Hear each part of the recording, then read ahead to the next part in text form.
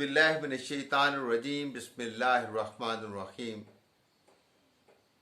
Birds and agriculture channel में मोहम्मद अशरफ मियाँ चकवाल से आपको सलाम अर्ज़ करता है। जैसा कि आपको मालूम है कि मेरी जितनी वीडियो भी मेरे चैनल पे होती हैं वो मेरा ज़ाती एक्सपीरियंस होता है। ज़ाती एक्सपीरियंस की बिना पे मैं ये वीडियो जो है फिर शेयर करता हूँ।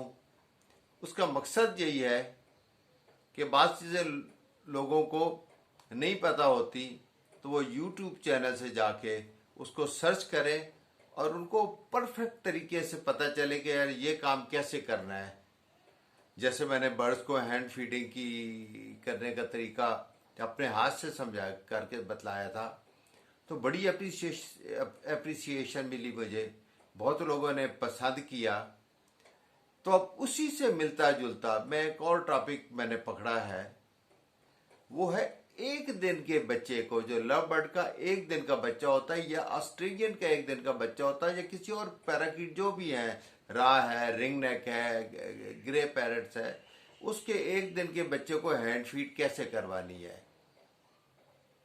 आप देखते हैं कि बाज़ औक़ात दोपहर को आपने देखा कि जी आपके तो माशाल्लाह लव बर्ड के अंडे में वो चटक शुरू हो गई है, चिपिंग शुरू हो गई है, तो खुशी होती है फैंसियर को कि जी अब इसमें इंशाल्लाह मेरा चिक निकल आएगा।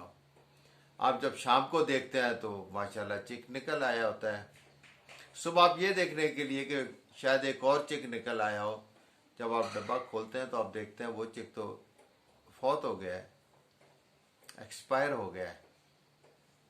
अब आप जब उस चिक को उठा के देखते हैं तो आप कहते हैं ओहो, इसको तो पेरेंट्स ने फीड ही नहीं करवाया। तो उसका हाल बताने के लिए मैं आज ये वीडियो आपको बतला रहा हूं। तो इससे पहले कि मैं इस पर बात करूं, तमाम मेरे नाजरीन से गुजारिश है कि अगर आपको मेरी साहबका वीडियोस अच्छी लगी हैं और आपको पता है कि इनका ज़ाती एक्सपीरियंस है, तो उस बिना पर ये वीडियो शेयर करते हैं। तो मेरी इस वीडियो को आप सब्सक्राइब करें, मेरे चैनल को फिर लाइक करें, शेयर करें, कमेंट्स करें, और मेरी कोशिश होती है कि जितने कमेंट्स हों मैं उनका जवाब देता हूँ। तो अब हम इस टॉपिक पर आते हैं कि बच्चे मरते क्यों हैं। इसकी 2-3 वजह होती है। एक तो ये कि बाज़ औक़ात ब्लड लाइन बहुत कमज़ोर होती है लव बर्ड में। जैसे अल्बाइनो टू अल्बाइनो रेड आई जब आप लगाते हैं तो आप देखते हैं कितने बच्चे एक्सपायर हो रहे हैं। 10 बच्चे निकले, पता चला एक बचा, 2 बचे, उसमें से बाकी एक्सपायर हो गए। उसकी क्या वजह है?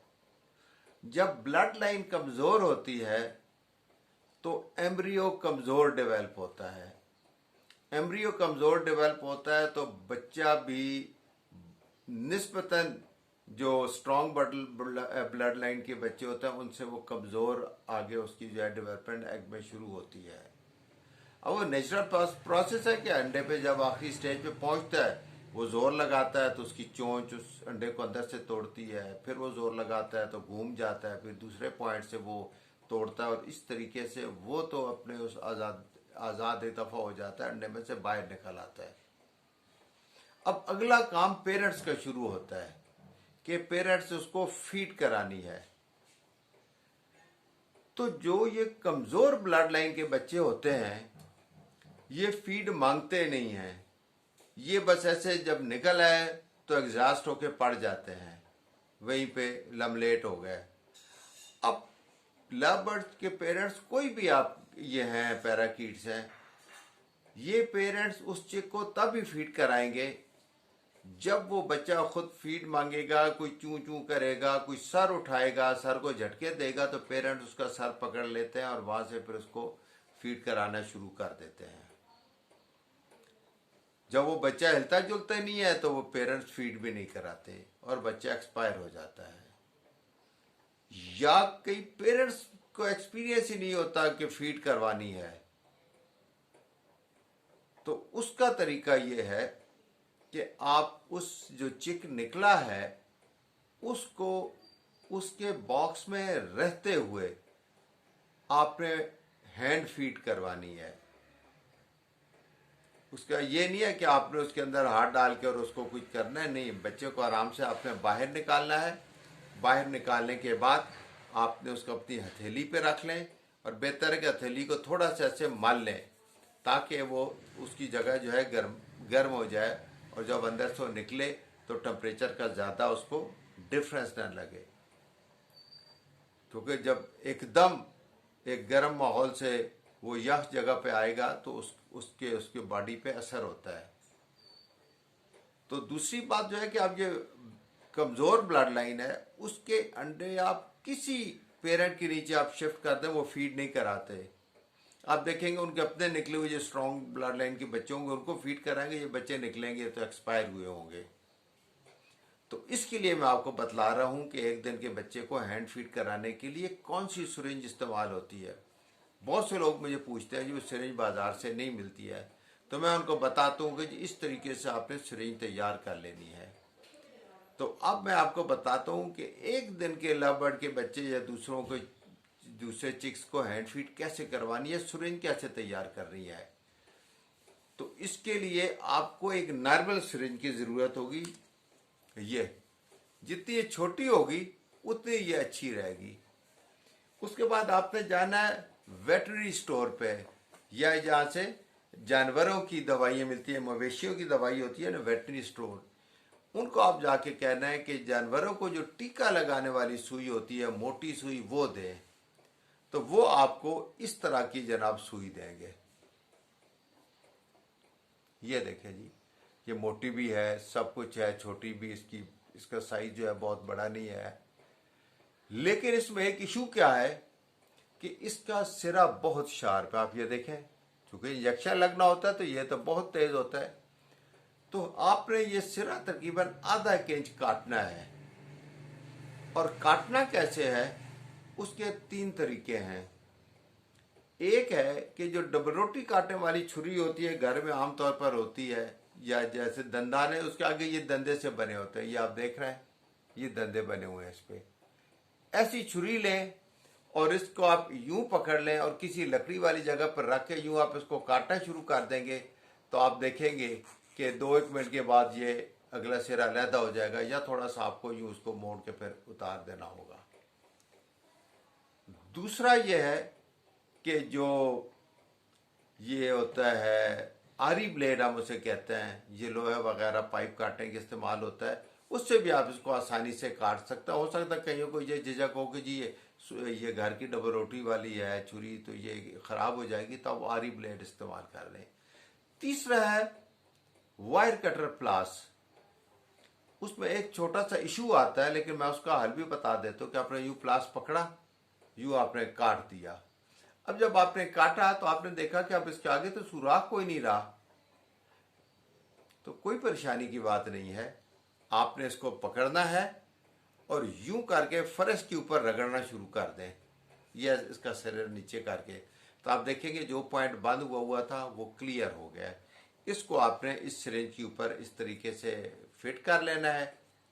जो भी आप इसको बर्ड को आप फीड करवाते हैं हैंड फीड में, केटी हो या कोई और है, तो उसको आपने निस्बतन थिन वो तैयार करनी है।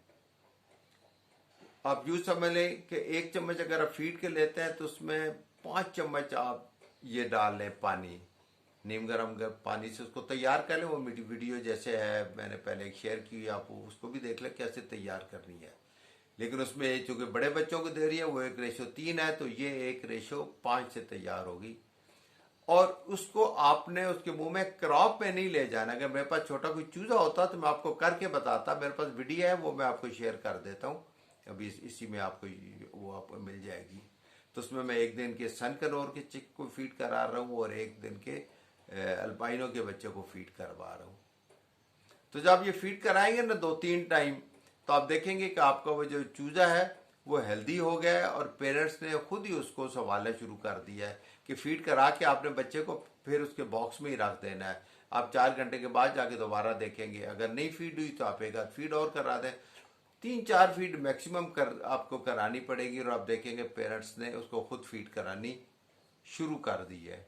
तो फीड ऐसी होगी कि आपके जहाँ से उसका चोंच का जोड़ मिलता है ऊपर और नीचे चोंच का, उसके अंदर बस इस सिरे को जाके थोड़ा सा रख के आपने आहिस्ता आहिस्ता एक कतरा उसके निचले हिस्से पे टपका देना है।